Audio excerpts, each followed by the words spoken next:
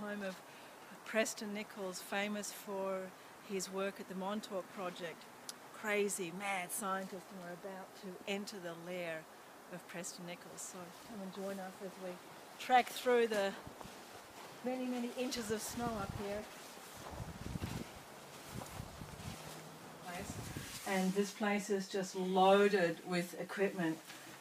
Every single room is full of experiments, things from his experiments. And as many of you know, Preston Nichols is the scientist from the Montauk Project, and he was the one that was operating the trip chair. Today we'll be talking to him about his work, but especially we'll be talking about his new work, what he's up to now with his sound equipment, working with new frequencies and how we use those frequencies. But in here there's just like rows and rows and rows of equipment in every direction that you see.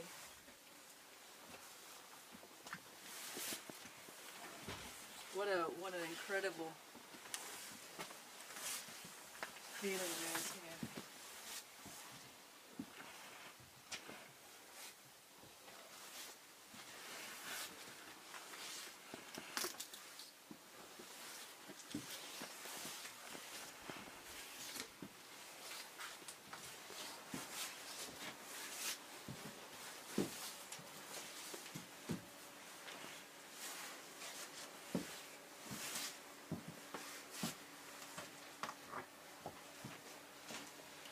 So we're going to come through here, we're going to speak to Preston in this room, which is where he has his sound lab set up, and we're going to have an experience of that today. And here he is, Mr. Preston Nichols. Thank you so much, Preston Nichols, for allowing us to do this interview today in your wonderful laboratory. And you are so well known for your work with the Montauk Project, but also I know that there's so much that you've been doing the last few years around your research into sound and frequencies and wormholes. So we would love to speak to you today about your latest work. But just for the people that are not aware of all of the work that you have done in this very illustrious lifetime, if you could just give us a brief about your past, and then let's jump into all of your new work.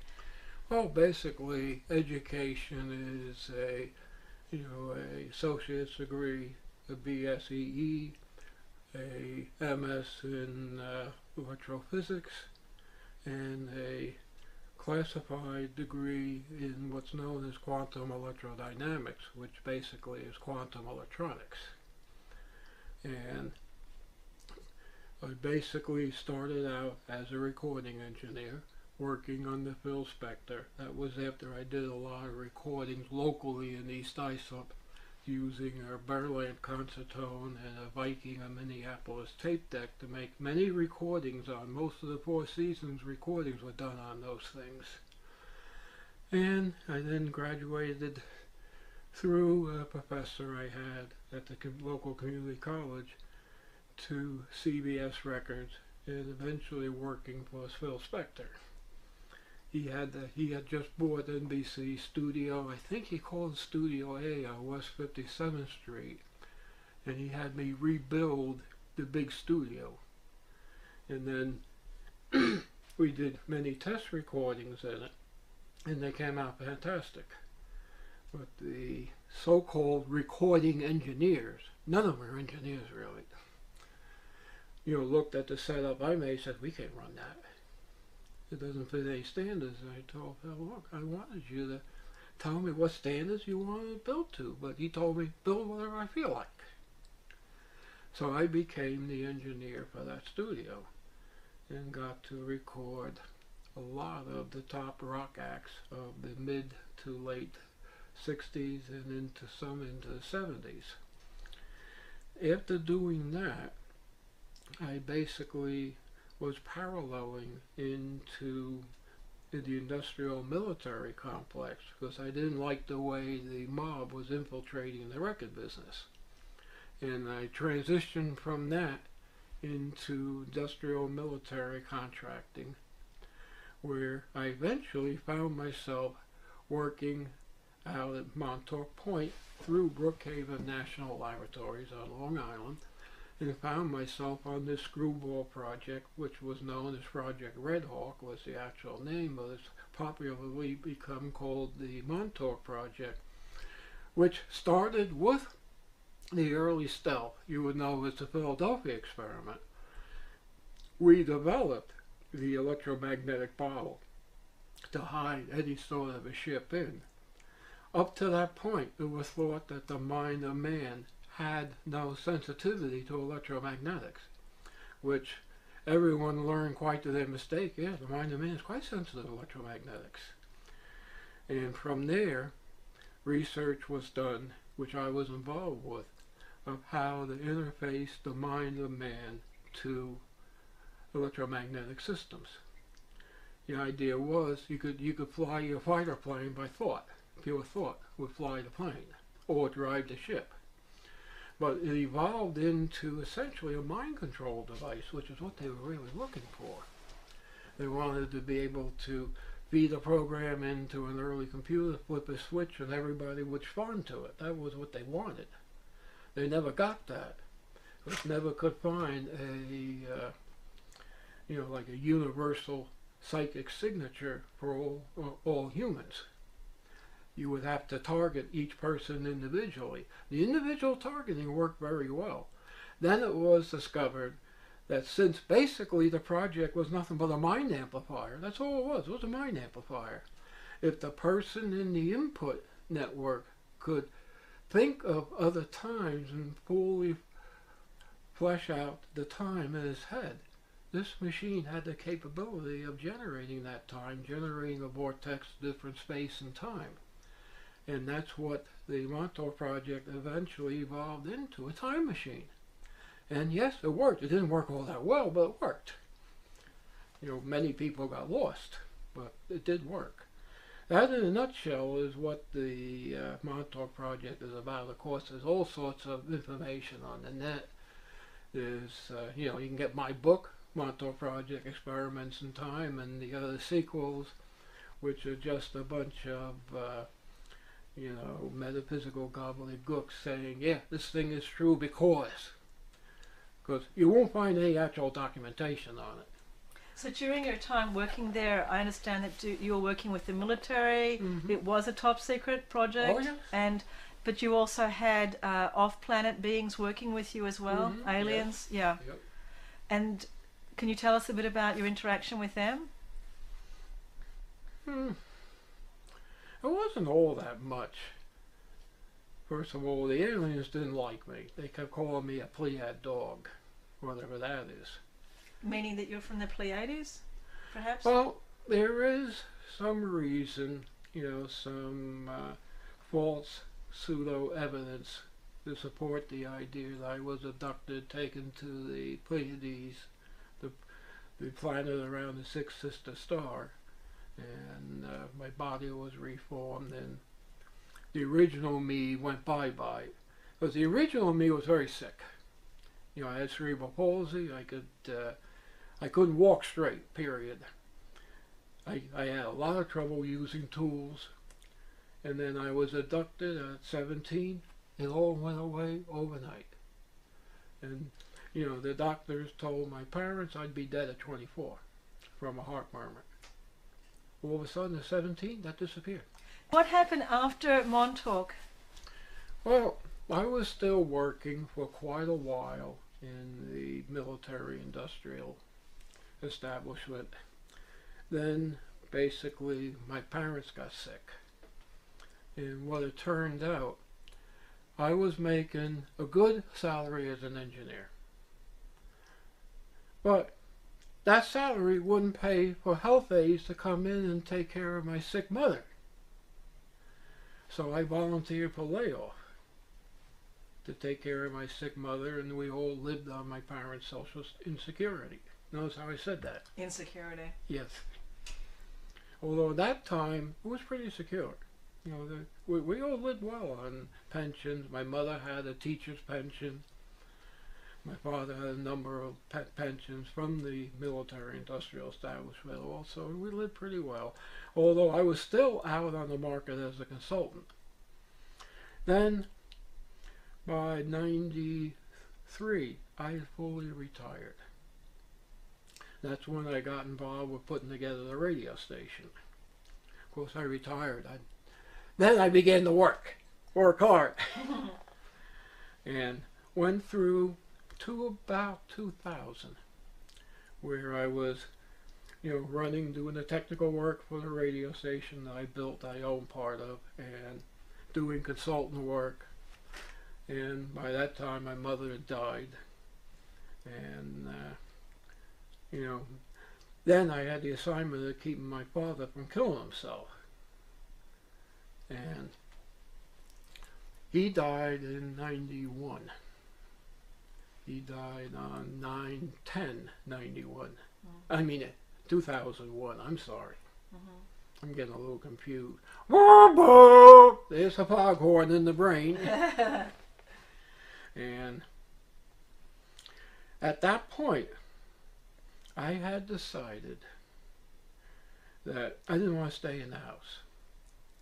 I only had basically 2 weeks out of that house, when I was married, and then my wife was killed 2 weeks on the honeymoon after the marriage. And I never found another one since. And basically, I moved up here. I moved up here in 2003, and I was, 46, 03. I was 59 at that time. At that time, I was living in this house, trying to heat this barn, and got up one day at Christmas time in 2003, looked out the window. 10 years ago, almost exactly to today, yeah. And I saw these huge bird tracks. I mean, the track of the bird, the feet bird, was this yes. book. This freaking big bird. And it scared the crap out of my dog. Like three prongs? And I started to ask around. I ended up at a Native American meeting. I have pictures of the tracks, which you can put on film if you want later. Please, thank you. Yeah. Yes. And basically, one of the old timers looks at it and says, "That's the Grand Thunderbird." And I said, "What the hell is that?" And he says, "That's this big bird that's friendly to Native Americans. And if a thunderbird lands on your property, you are a shaman." He said, "I can't deny I'm a shaman." At that point, I went from being a scientist interested in metaphysics to being almost a pure spiritualist. But I'm using science to study the spiritualism and to understand it even deeper. Did you shift also in your concept of what you believe God is, or did you actually have a concept of God? That's actually a very interesting concept. There was recently a program on TV called Through the Wormhole. Oh, yes. Produced by the Sci-Fi and the Science Channel and the Discovery Channel. I was watching that, and I realized, they're right.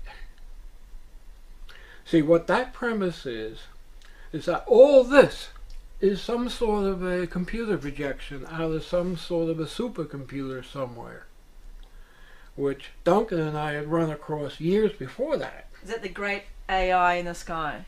Whatever you want to call it.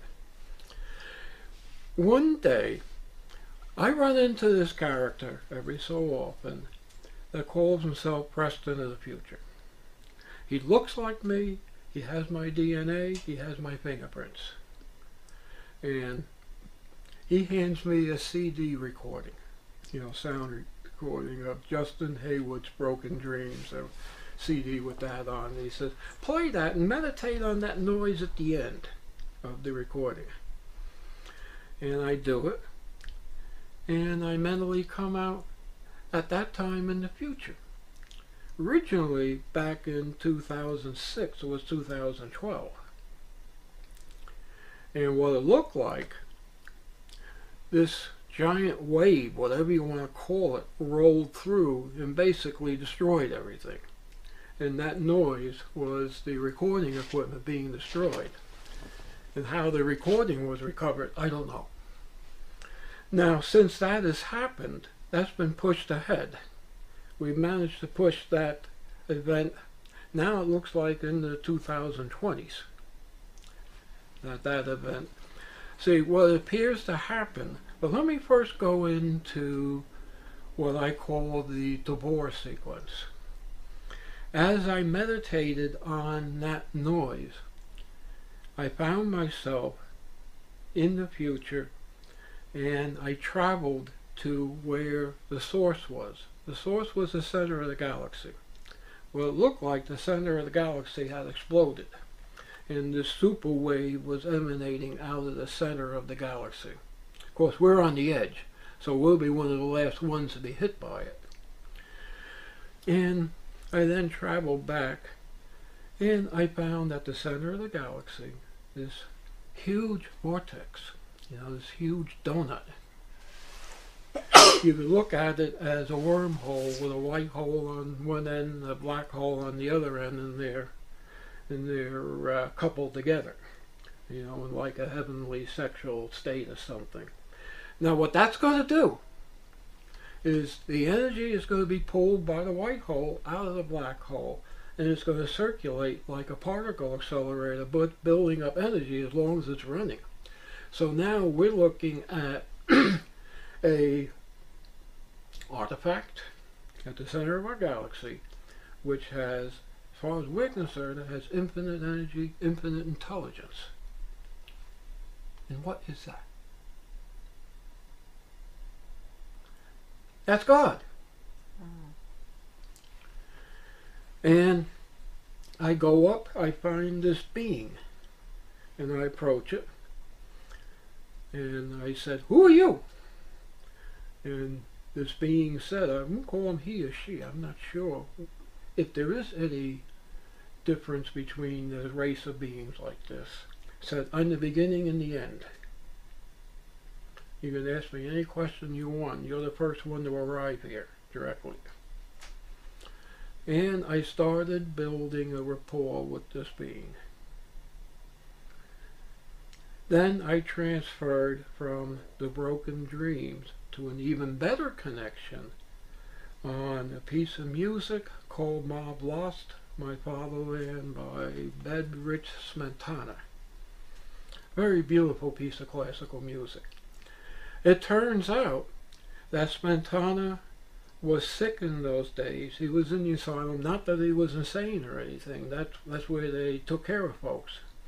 He died, went and met God, and then came back, and God told him to write this piece of music. And a section of it is called Tabor the Great. I thought it was Tabor. I was doing a telephone radio interview, and I talked just of this. And after the interview, this gentleman with a very thick European accent calls me up and says, "You the man that talks to God?" "I don't know." He says, "Well, you were calling him Tabor. It's actually Tabor. And that's God in Europe. Ancient time God. The first single monotheistic God was Tabor." And I go meet again. And yeah, I'm known as Tabor. That's one of the names. And he's been building, I now call him he. We've been having a lot of meditations right on that bed using Ma Vlast. And also I get a great connection through Handel's Messiah. The Hallelujah chorus takes me right to Tabor. And Tabor tells me that although, and I will say this, a lot of Christians won't like it. Tabor says Christ was not God, but Christ was the highest evolved being closest to God from the Logos or the Holy Spirit. And after seeing this projection, this computer business, first thing I remember, The voice is mechanical. So I turn on again, go to the board, say, are you a computer? Yes, sir, I'm a computer. I'm what you know as a computer. The idea I'm getting from this being is that about 5 million years ago, we had a great war in the galaxy. We had the Sagittarian galaxy, which doesn't really exist anymore, and the Milky Way galaxy, and they were invading. And the two advanced intelligences in the two galaxies called a truce and decided to settle the war by building this supercomputer and making all these computer simulations, starting out with trillions of simulations. We've now come down to 7, and I think we may have come down to 5 recently now, simulations. And their thought is the final simulation is the solution to the war. Except the joke is on them. The computer software has quite a bit of errors in it. Because we should not be as greedy beings as we are. Because although we have 23 gene pairs, in the top group of gene pairs are our mentality. And yes, we need the negative traits to push ahead, to advance, but we're supposed to have a 24th gene pair that brings in the altruism, that keeps all that negativity in control. Only thing is, most people, that 24th gene pair is collapsed into the 23rd. And recently, medical science has verified this. They say we're supposed to have 24 gene pairs, and the first is collapsed into the second. That was on one of the discovery programs. And I realized, hey, whether it's 24, 23, or 1 or 2, it's the same thing. It depends on which end of the genome you call it. And when we get most humans with that genetic, that genetic damage repaired, this will then become what the theologians talk of the kingdom of God. And we have a piece of music. First of all, let's go into something else now. I'm sure you've all seen the Stargate series. That Stargate is real. I've seen it. And which Stargate have you seen? There's many Stargates, no? I'm talking about the physical one that Roland Emmerich emulated in his movies, and Rick Anderson emulated in the series. And where did you see that? Up at Boston. Up at, what's the big lab tied to MIT? I can't think of the name. The MIT. Yeah. Lincoln Labs. They had the original Stargate, that big metal stone ring, was up at Lincoln Labs on the Air Force Base by MIT. And I was taken up there and shown it because when I was working with DARPA, part of my assignment was to work with that group. Try to figure out further, how to use this ancient freaking big ring. And when they first turned it on, this guy comes through the Stargate with 2 master CDs. It gets handed to the government. Now, why the government didn't bury it, I don't know. But the government then handed the Roland Emmerich and told him to use it in his movie Stargate. He was privileged to see the Stargate in operation also. And that's why if you watch that movie, first thing you'll notice, the action doesn't quite match the music. That's because they were matching the action to the music that they already had. Now, each piece of that music, each track, 1 through 24, represents the 24th gene pair genome, and that last 24th gene, that's altruism. Then from 25 to 30, that's like a fixative pattern of frequencies for different races of man. Number 30 happens to be ours, and I think number 27 is yours. You know, it's for the black race. Don't misunderstand me. I'm not trying to go into any sort of segregation. I don't believe in that. You all have beautiful, lovable minds. It doesn't matter what color your skin is. It doesn't matter where you have your sex organs. Everyone has a beautiful mind. How was it that you got into the side of the frequency of the music, and how that was opening up doorways, portals? Well, basically, at this point, I already had the connection to this character, Preston of the future. And this guy, Preston of the future, would just literally walk into your 3D life here, Yep. like me, and you would recognize this person as Preston of the future? That's why I got his fingerprints, and I got some of, you know, he bled. He got a cut, and I blotted it, and I sent that out, and it matched me perfectly. The fingerprints on the glass and the blood on the napkin matched me 100%. And what future is he from? What year do you know? I don't know. I don't think it's that far into the future. I think it's like maybe another 30 years after whatever this big calamity that's coming is. I think he's from that time. Is he older than you now? No, he looks exactly the same. Exactly the same. That tells me that yes, time travel becomes usable, and I probably do eventually succeed on age regression. Or it's a clone body. I don't know which, but basically, after playing the, you know, the steel phonograph record with DARPA, and kibitzing with the general that, hey, what kind of a joke this is. Sorry, where did you get the steel phonographic record from?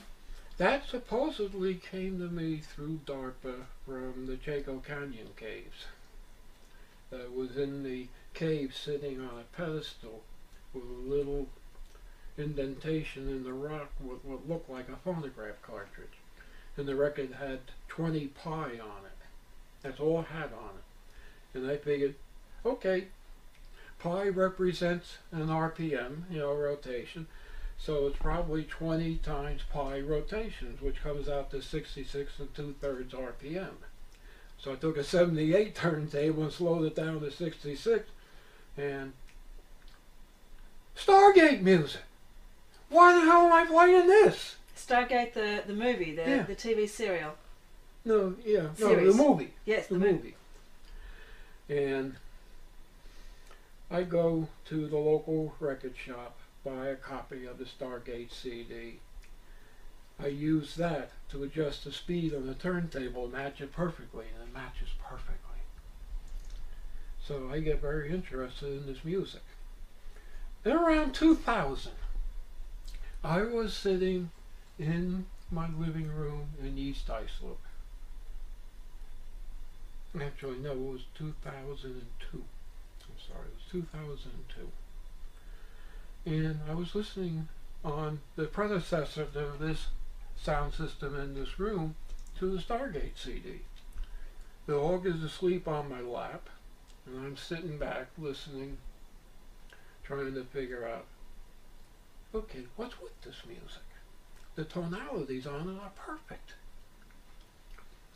And next thing I know, dog gets excited. I open my eyes.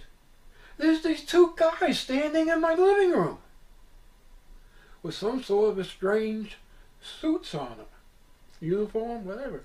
I say, who are you? He says, we represent a group you know as the Wingmakers. So I said, okay. And then they proceed to tell me that the problem I was having with the amplifiers is that I had the phasing wrong in the feedback. Correct the phasing. Then they hand me this briefcase full of papers, CD-ROMs, and said something to the effect, this is the next step on your planet here of digital sound. So, okay. I take everything over to Computer Associates, And I talked to a friend of mine, Bill, at Computer Associates. Hey, what do you think of this? And a couple of days later he called me and said, you know, that's some sort of a sound processor. Of course, they'd already told me that the CD has a lot of distortion in the high end because there's only one sample at 20 kilohertz. And the phase gets distorted as you go from 10K to 20K. And that this program, you put it in a DSP setup, it will correct that distortion. What it will do, identify all the fundamentals and then group the harmonics and then apply sacred mathematics to align the phase of the harmonics to the fundamentals. And it does just that. It takes a CD digital recording and makes it sound like the master tape, you know, from analog. You know, the processing they gave me is fantastic. And after we put it together and got it working, I was actually able to sell the system to AMD, you know, American Micro Devices, which is Computer Associates' parent company. And in 2000 or 2001 Christmas time, I don't remember which, AMD was going to put out a chipset to replace all the existing chipsets in these digital players. Next thing I know, we get a letter on the patent that the patent's been seized by the military. Something to do with their sound weapon. We had done in 200 kilobytes of code what it took them terabytes to do. So all of a sudden, we now can't sell the thing. It was already on AMD's website, the next step in digital audio. Of course, now it's probably passé. And I sat with my finger, you know where, after that. But still, I then started to work with these guys from 2755, they told me. And their claim is they made that recording, sent it through the Stargate as through space and time to the present time, and the intent was to elevate genetically mankind to where we become altruistic and all this war garbage stops and the greed stops and we become a society like Gene Roddenberry wanted to have. Why would they send it through as a science fiction film, which is really only going to be seen by so few people? Why was it sent in that form, do you think? No, it was sent, the music was brought through by the guy, I forget his name, and it was handed to the government up in Massachusetts, and he told the government that if you release this and get the people interested in it, this will be the next evolutionary step in mankind. And somebody in the government wanted it, but they still wanted to keep the Stargate itself a secret. You know, I can't talk much about the Stargate. You know, but if you want to see what the Stargate is, watch the movie or the TV series. The Stargate that you've seen, that is like an ancient, real Stargate, three-dimensional Stargate. It's not something that was recreated by the contemporary military. I was told, as the movie originally shown, it was found in Egypt by the pyramids. And for a long time they didn't know what it was. Now, do you think there's several of them throughout the world now? Oh yeah. Yeah.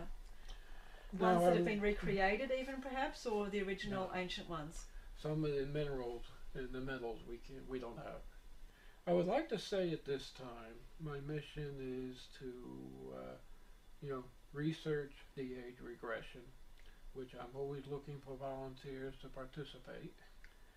And I also, my primary business right now, besides repairing theater amplifiers for the state, is I have people come up here, they lay on that couch, and I perform like a shaman, playing them different pieces of music to get them into a meditative state. It's musical meditation. And I don't think we have to really go into the healing aspects of it, because the medical profession has already acknowledged the healing aspects of the music. I think at this point we ought to now take you on a trip. Great, I'd love to with the take a sound trip. machine. Yes. Before we do that, let's explain how it works. Okay. Notice around the room we got 1, 2, 3, 4 speaker boxes. Uh-huh. They are connected to vacuum tube amplifiers of my special design.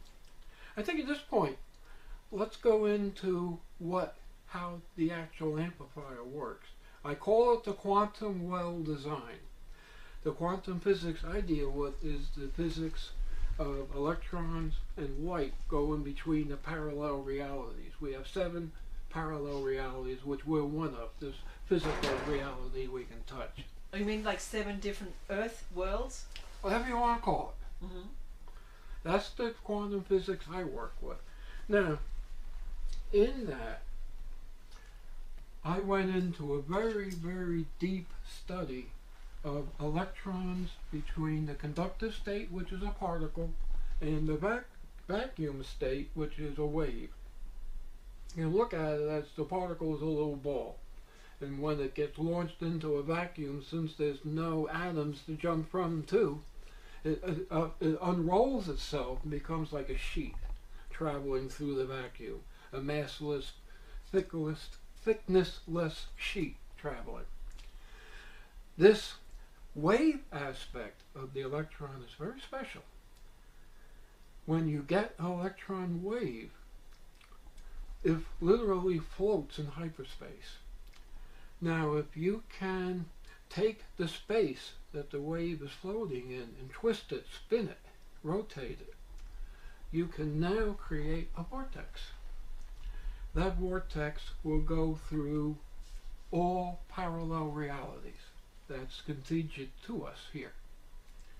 And if you take the age-old pentode vacuum tube and you bias it correctly with the voltages and the element, you can literally take that wave that's in the tube and spin it. And it forms like a vortex, a quantum singularity, a white hole, whatever you want to call it, and connects the signal flow through all 7 realities. Now, how this works. When I was working for my PhD, I learned how to bias the vacuum tubes to maximize this effect. You know, a lot of people are saying today tubes sound better than transistors. I'm sure you've heard that. Mm-hmm. It's true. Because the vacuum tube actually produces, for want of better words, colloquially, life energies. The life energies is electron and photonic functions going through all 7 parallel realities. That's what life energy really is. And the vacuum tubes will amplify it. Now, how this system works is in some worlds, the information flows from the speaker to the listener. In other parallels, it flows from the listener back to the speaker. It goes into the amplifier, into this quantum well, and it gets all rolled together and spread through all 7 parallel realities, which your mind operates in at least 7 parallel realities. That's the nature of mankind. The soul, the spirit, is the image of us in other parallels. So now we have a function where you can use music to spin your mind into all 7 parallels, and at the same time it crosses the music with your function, produces another function which you will be perfectly resonant with and can go very deep in the meditation.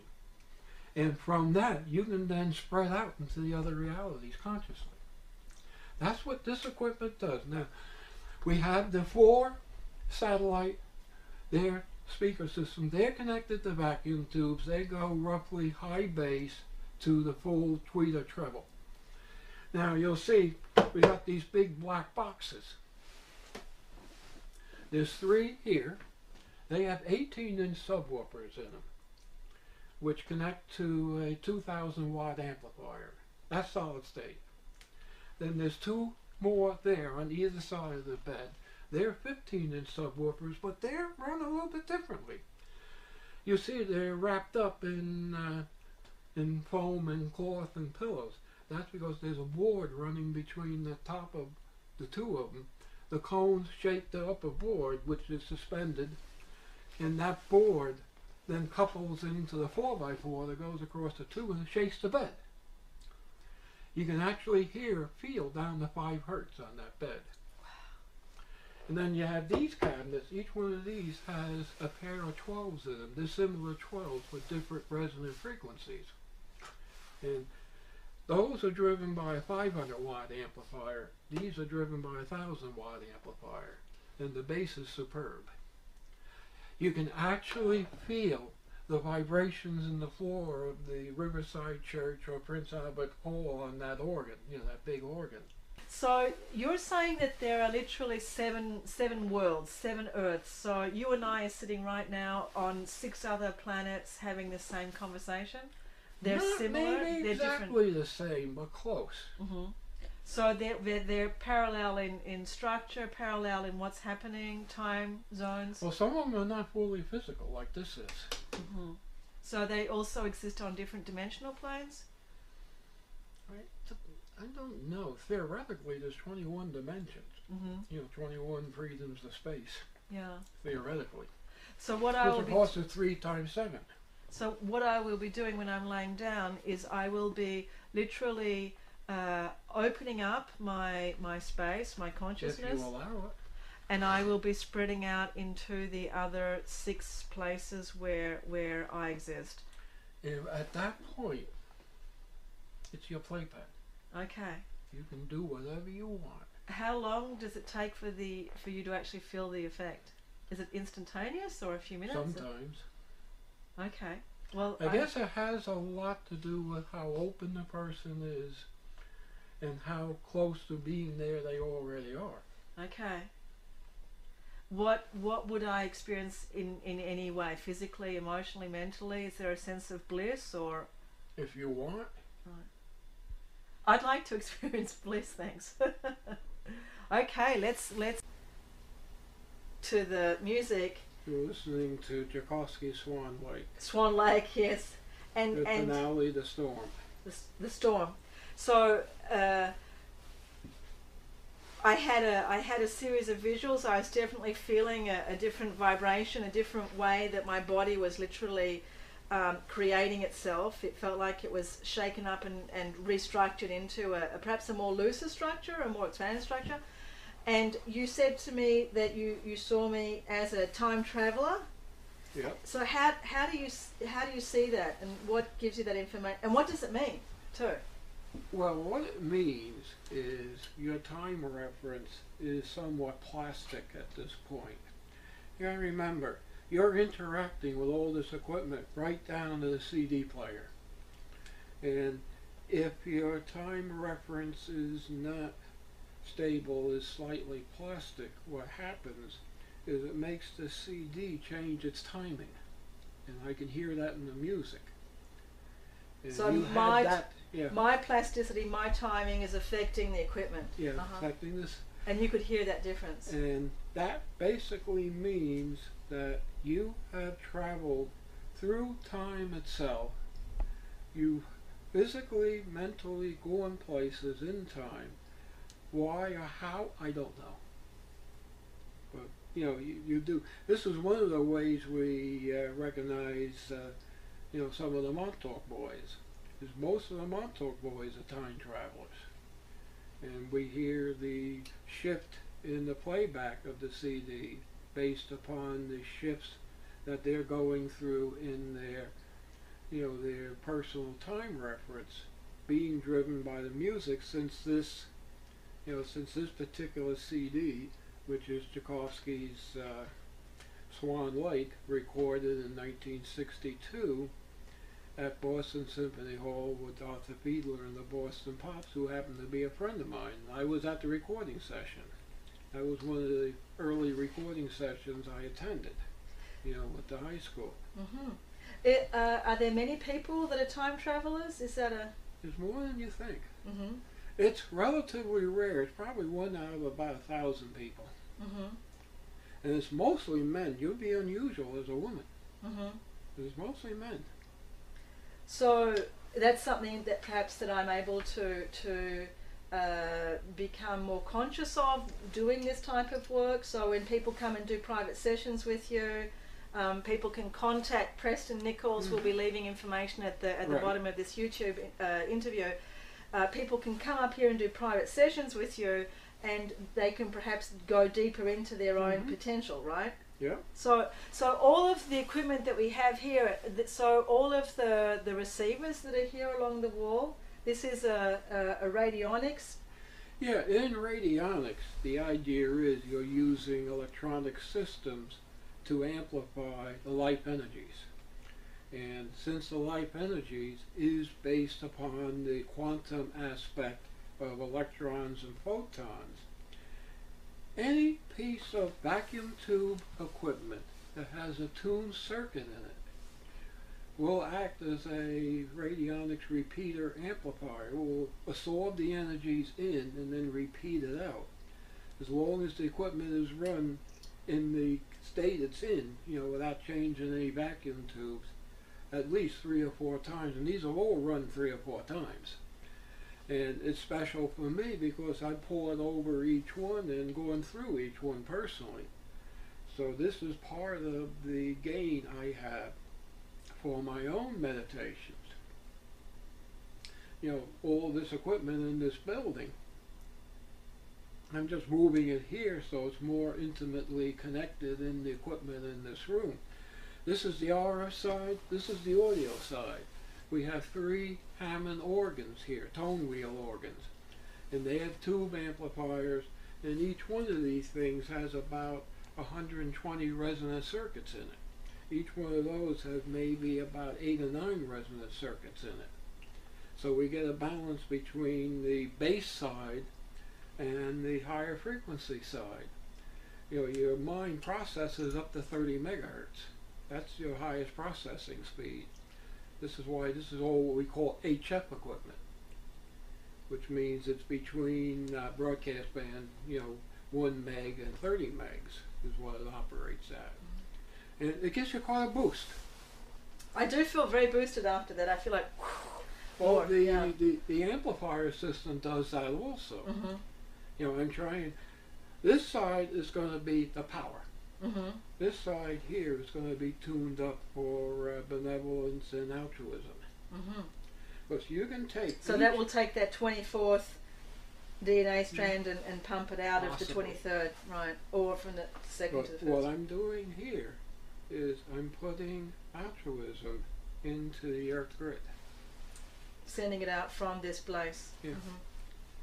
See, each tuner, each tuning dial, you can tune like like the knob on a radionics device. And you're tuning it into altruism. Yeah. So just describe to me what altruism is for you. It is. Well, you have basically 2 opposites. You have greed and avarice. That's the negative side of the emotions.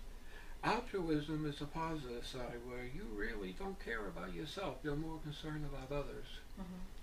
We say, we love you. We don't mean we want to put you on that bed and do something nasty to you. We love your spirit. We love your soul. We love your intelligence, your consciousness. There's nothing physical, real world even involved in the idea of love as we talk of it in the shamanistic trade and a lot of the religious trades, especially a lot of the Christians have a lot of love. So for our last farewell to our YouTube audience, and of course people can come to our symposium in 2014, Multiple Realities in the Meta Center. Please look up lovenowmovement.org for our upcoming events. For our last farewell to the audience, what would you like to tell people about our future? Well, we're on the cusp right now. We're on the razor edge. We could go either way. We could go into a total negative society, which we're now approaching, or we can turn it around and go into a society of love, you know, true unrequited, unassigned love.